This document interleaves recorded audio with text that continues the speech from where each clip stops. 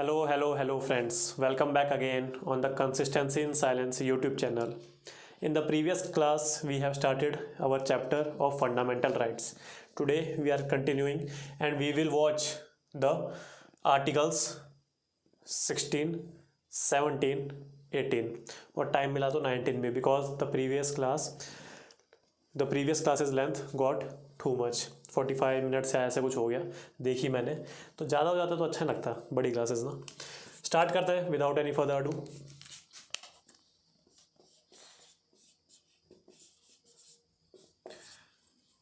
अच्छा, you have to observe one thing, और ये आपने लक्ष्मीकांत में पढ़ ही लिया होगा. There are some fundamental rights which have a negative connotation और नेगेटिव एनोटेशन बोलते हैं कुछ ऐसा to it, and some are kind of positive attitude rights. कैसे, मैं एग्जांपल देता हूँ. Like in the previous class we have studied 14 and 15. So the wordings of date articles are such that they define a negative connotation upon the state. Like for instance, in Article 14, it has been written that state cannot deny any person equality before law or equal protection of law. So state cannot deny. In Article 15, again we have seen that state shall not discriminate against these grounds. तो ऐसा था. So these are kind of negative connotations, and now we will see some positive articles. Like Article 16, state shall has the duty to provide equality of opportunity to all in matters of public employment. That is 16 clause 1. क्या बोला है? State shall provide क्या? Equality of opportunity in matter of or in cases of public employment. Two क्या बोलता है? State shall not discriminate. और ये कौन सा आर्टिकल है? 16 आर्टिकल. इसका मतलब ओनली टू सिटीजन्स. मैंने आपको रटाए थे which are the articles which are given to only citizens of India. 15, 16, 19, 29, 30. These are fundamental rights. 18 clause 2 also. And there are some other constitutional rights like right to vote, standing in elections of parliament and all these things. Understood? So these are only to citizens of India. एक और addition में note कर लीजिए. There are some rights which can be enforced on both state as well as private individuals. तो ऐसे कौन कौन सी हैं? सबसे पहला तो हमारा है 15. ठीक है, हमारा 15 है जो स्टेट पे और इंडिविजुअल्स पे हम दोनों पे एनफोर्स कर सकते हैं. 15 कैसे होगा? थोड़ा याद कीजिए. I have told you 15 clause 2 कि state or any private individual cannot deny you access to public places, gardens, Ghats, temples, roads.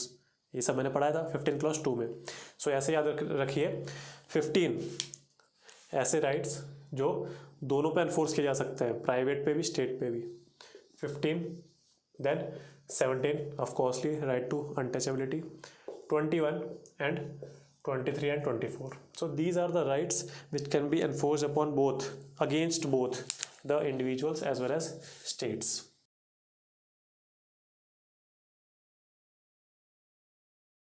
So in 16 clause 2, state shall not discriminate upon such grounds: race, caste, sex, place of birth. Two more things have been added: descent and residence. So state shall not discriminate solely on grounds of race, religion, caste, sex, place of birth, descent and resident in matters or in cases pertaining to public employment. तो ये है हमारे पास second. Third है डाइकोटमस to article 16 clause 2. क्या बोल रहा है? State can provide residence as a ground in matters of public employment. So we have to study all the articles first of the constitution. बस एक आर्टिकल पढ़ के हमने 16 पढ़ा, 1 and 2 पढ़ा, अब हम बोलेंगे भाई स्टेट तो कर ही नहीं सकता ये काम. तो आंध्र प्रदेश में मुल्क रूल है. आंध्र प्रदेश में we have one legislation called Mulk rule. इसका मतलब क्या है भाई? ग्रुप 3 एंड ग्रुप 4 जो ऑफिसर्स होते हैं, जो पोस्ट होते हैं, group 3 and group 4 post are reserved for the residences for the residence of the Andhra Pradesh person, group 3 or group 4. So that is nothing but mulk rule. This is the example of article 16 clause 3.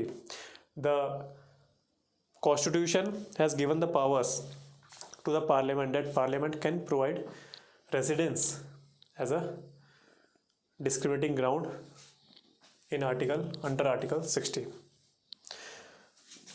16 clause 4, this gives parliament the power to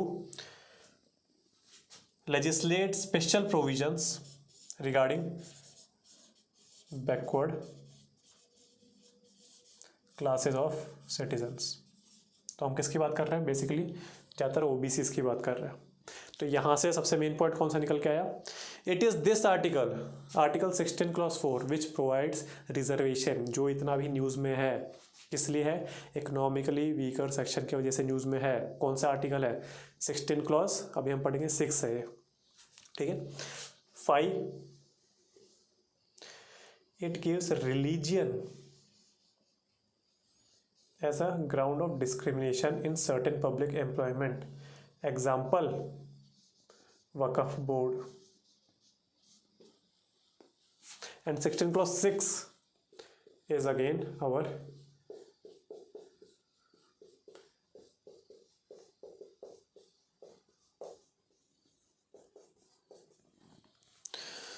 understood. So these are all the provisions of article 16.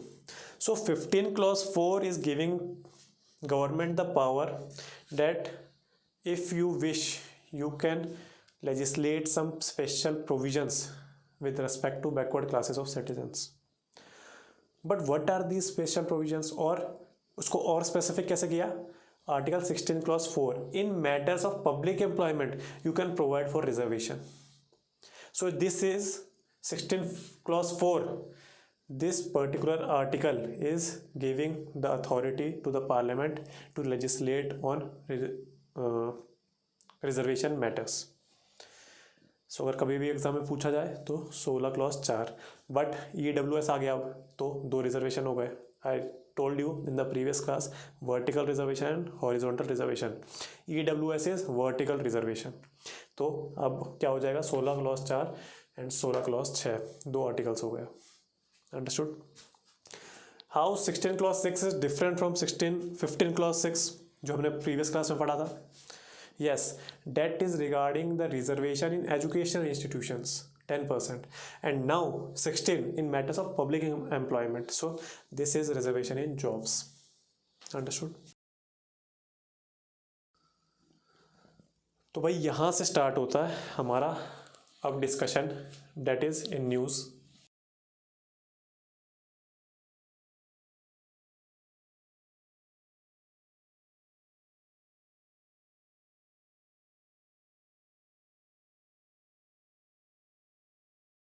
The debate बहस on reservation. देखिए, I have 2 sides to it. One is the me before I actually started the UPSC preparation. Yes, as there is a conception in the general public that reservation is bad. The same goes for me. But after I have studied or I have completed my course of this UPSC syllabus, then I came to realize that this particular reservation is of a special use to correct the historical injustice that has been provided or that has been pondered upon, showered upon a particular section of the society. यही point corroborate होगा जब आप stories पढ़ेंगे to the personalities like PR Ambedkar. उन्होंने जो जो यातनाएं सही है बस एक एजुकेशन पाने के लिए, बाहर बैठना, क्लास के बाहर बैठना जबकि सारे अंदर बैठे हैं, उनको एक ही घड़े से पानी ना पीना देना, एक ही टैप से पानी ना पीने देना, और क्या क्या उनको गालियाँ देना और जो भी चीज़ें हैं. सो तब आप समझ पाएंगे, अगर आप एम्पथाइज़ करेंगे. हम GS4 में पढ़ते हैं एथिक्स में, एम्पथाइज, कंपैशन, है ना, ये सब पढ़ते हैं. when you able to empathize with the situation of that person, that deprived section of the society, then you came to realize that how privileged you are sitting at your homes, having a chair, having a sweet cup of coffee. तो तब आपको पता चलेगा what is your level of privilege, ठीक है। But हम हमेशा अपने से ऊपर के साथ कंपैरिजन करेंगे, नीचे के साथ क्यों कंपैरिजन करेंगे? And that's why it is the foundation of demotivation, कि हम हमेशा अपने ऊपर वाले लेवलों के साथ हम अपने को कंपेयर करेंगे।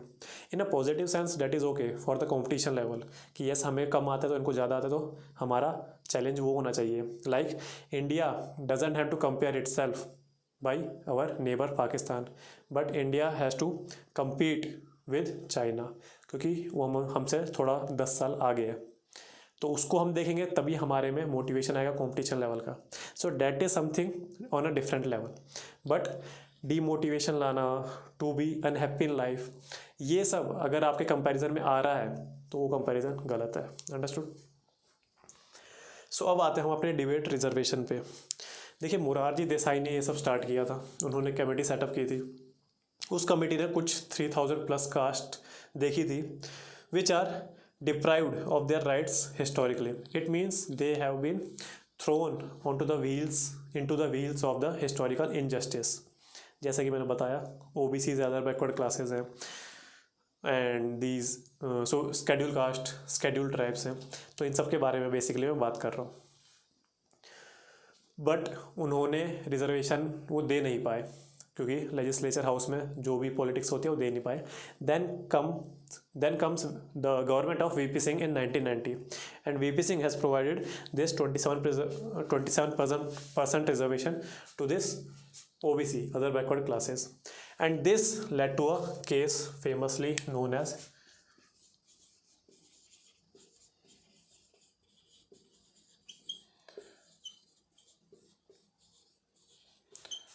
or Mandal case. Why? Because this Mandal committee has been set up by Morarji Desai, which has identified these 3000 plus classes. ठीक है, sorry, caste, 3000 plus caste. So then this case has been taken up by the Supreme Court. Now the Supreme Court in this famous case जो कि हम news में पढ़ रहे हैं वही सब बताया था क्या, कि this 27% reservation is constitutionally valid.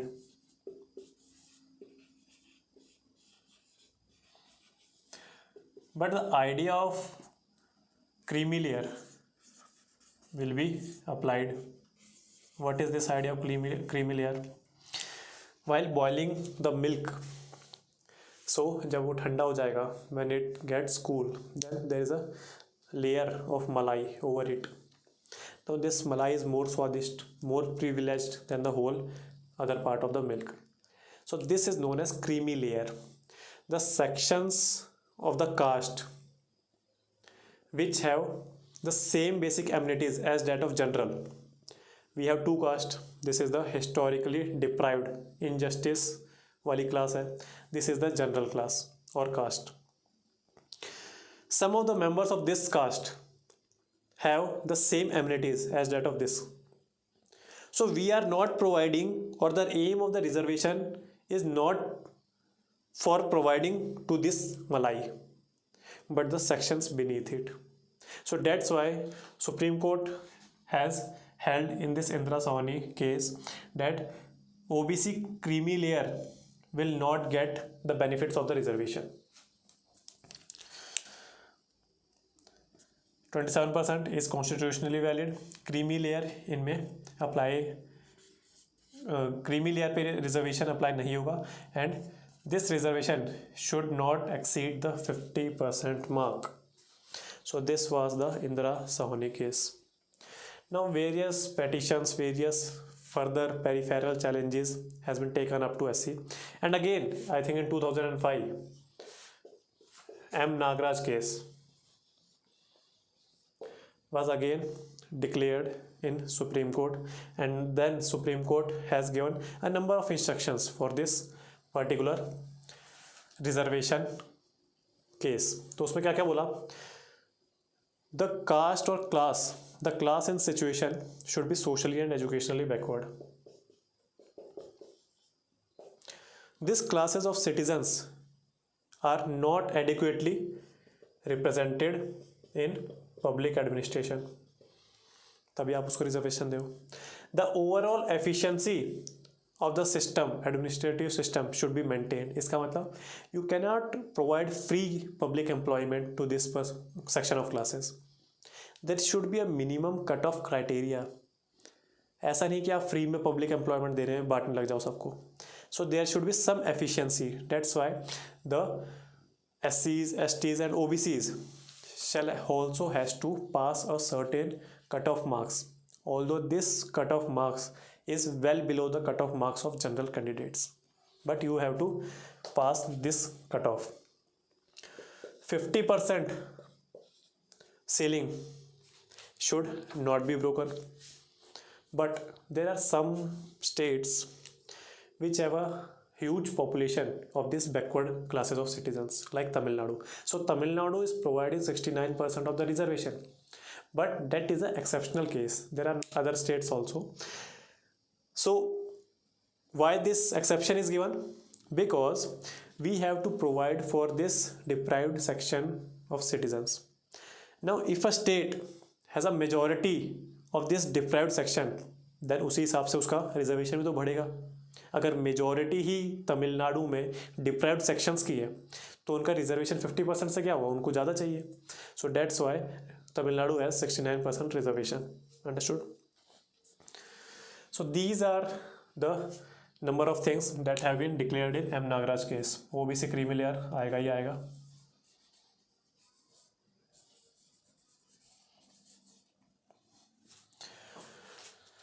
So this was whole of our Indira Sawhney case. इसमें नेटिग्रिटीज और भी हैं. इंदिरा सावनी जजमेंट में ये बोल दिया गया था कि this reservation should be apply while appointing in the public employment and not in promotions. This reservation is not applied while promoting of this deprived section, but government of India has its say in it. It has legislated another amendment act and it allowed the reservation to be granted come at the level of promotion of this deprived section. Understood. But Supreme Court again in 2020, 2 साल पहले ही, has held that yes, the government can provide this reservation in promotion, but citizens can't claim it as a matter of their fundamental right. So reservation in promotion is not a fundamental right as per the 2020 judgment of Supreme Court. This was whole of discussion on Article 16.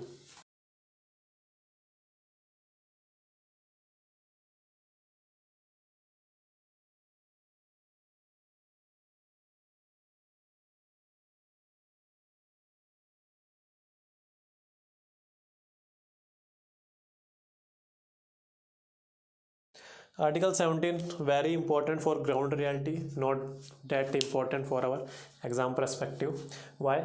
Because prelims में ज़्यादा questions बन नहीं पाएंगे. एक जो बनेगा मैंने बता दिया, 15 clause 2 plus article 17 fight against untouchability. इसका नया फॉर्म कौन सा आ गया? पहला अनटचेबिलिटी एक्ट था, अब I think civil rights protection act करके कोई आ गया to strengthen this particular right against untouchability. तो ये चीज़ है. एंड सेकंड प्रीलिम्स क्वेश्चन है कि is untouchability defined by constitution? तो answer is no. Is untouchability defined by any act of parliament or by parliament? No.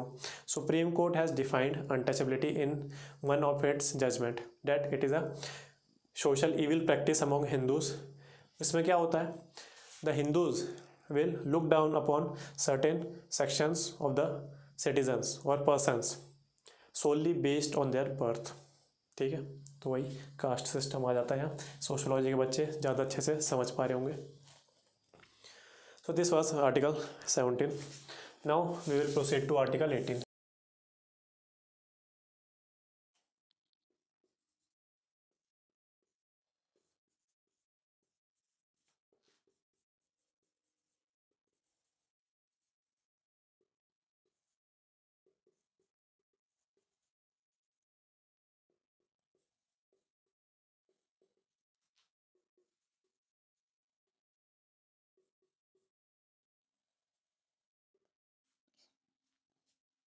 This is one of the previous question.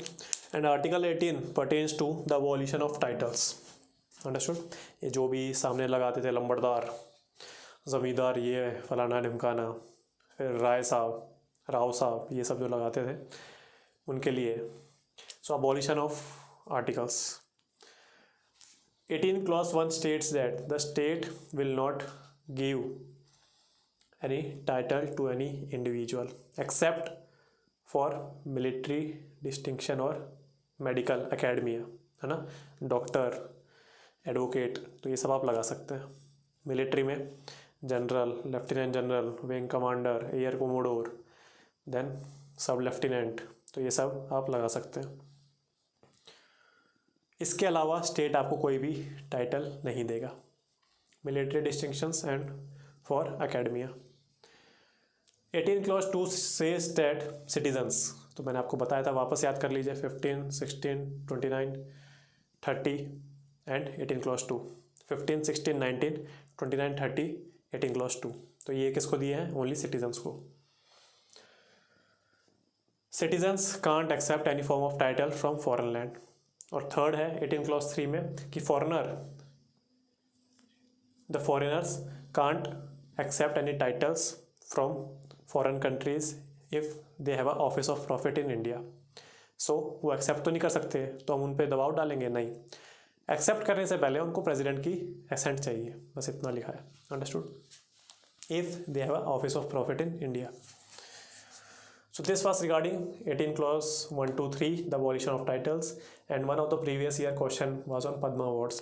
So Supreme Court in one of its judgment has held that Padma Awards are distinctions and are not against right to equality. याद कीजिए वाली statement, liberty और equality की, मैंने आपको अच्छे से पढ़ाई थी ना. सो उसमें क्या हमने बोला था कि without liberty it will kill individual initiative, हमने बताया था ये सब.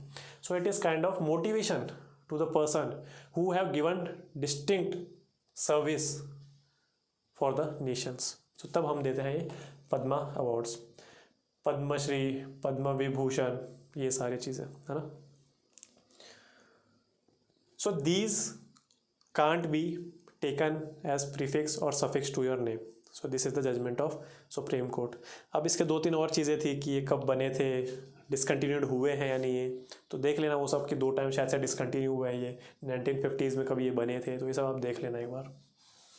Now we will jump to article 19.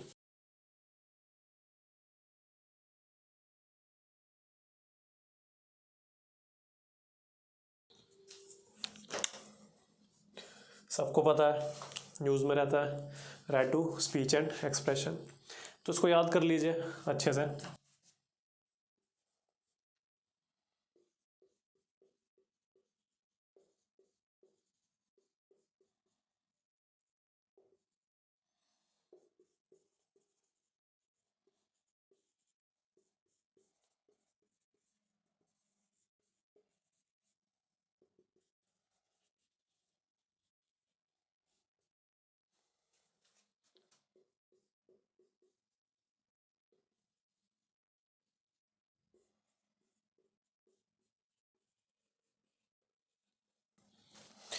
These are all the subparts of Article 19, free speech and expression.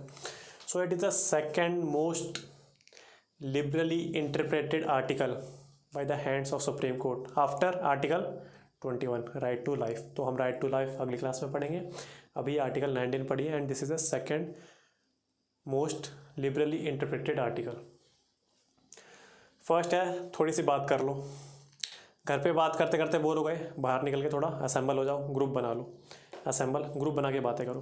Group बना के बोर हो गए, थोड़ा सा इलेक्शन लड़ेंगे. इलेक्शन लड़ने के लिए चाहिए पार्टीज. पार्टी मतलब कोलिजन चाहिए गवर्नमेंट पॉलिटिकल पार्टीज़ का. इट मीन्स एसोसिएशन फॉर्म कर लो, ट्रेड यूनियन फॉर्म कर लो. ठीक है, कुछ करते हैं, थोड़ा मिर्ची डालते हैं लाइफ में, तो एसोसिएशन फॉर्म कर लो.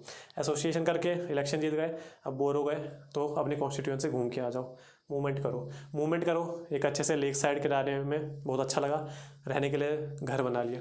घर बना लिया, पर घर टूटेगा भी बहुत जल्दी. क्यों टूटेगा अभी पता चल जाएगा. एंड लास्ट में घर बना के सेटल हो गए, थोड़ी जॉब कर देते हैं. Job is called vocation. Residence क्या है?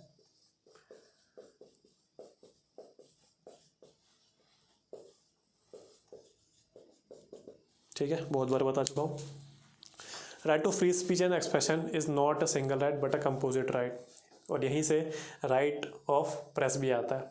ठीक है, फ्रीडम ऑफ प्रेस जो भी हम बोलते हैं, so that is not a explicit right given in our fundamental rights, but it is an implicit right under article 19(1) speech and expression में. Understood?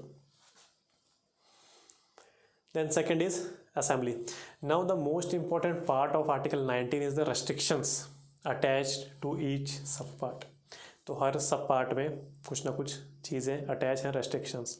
लाइक मूवमेंट में क्या है कि आप SC/ST के रेजिडेंसीज या जो उनकी लोकेलिटी है उनको आप डिस्टर्ब नहीं कर सकते, ऐसी चीज़ें।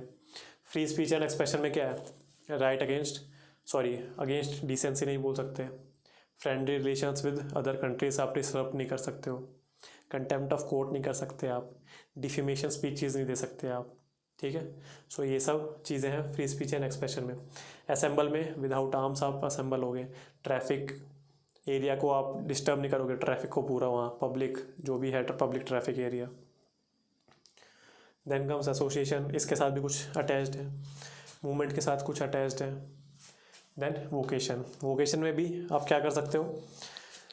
Government can prescribe some specifications about your vocation, like ठीक है एडवोकेट्स हो, लॉयर्स हो, बट गवर्नमेंट ने कुछ स्पेसिफाइड गाइडलाइंस रख दी कि you should be a graduate, you should hold a law degree, तो ये सब।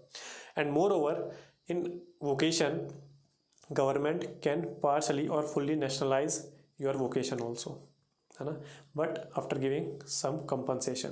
सो दिस वाज आर्टिकल 16। तो सबसे इम्पोर्टेंट चीज़ जो आर्टिकल 19 में है वो है the restrictions that are attach to each part, और आपको सारी याद होनी चाहिए क्योंकि this is important regarding your prelims exam as well as your mains exam. Mains exam में भी सीधा क्वेश्चन पूछा जाएगा कि what are the restrictions that are attach to article 19, तो आपको पूरी की पूरी याद होनी चाहिए। सो आज के लिए इतना ही रखते हैं, अगली क्लास में हम आर्टिकल 20 पढ़ेंगे, कुछ अरेस्ट से related article, arrest and detention से, तो वो पढ़ लेंगे हम। देन उसके बाद सबसे famous article 21, and then we will proceed to right against exploitation and then to right to religion.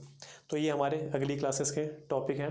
तब तक के लिए if you are liking this content please like the video, share it with your friends and subscribe to our YouTube channel. तब तक के लिए good bye, जय हिंद।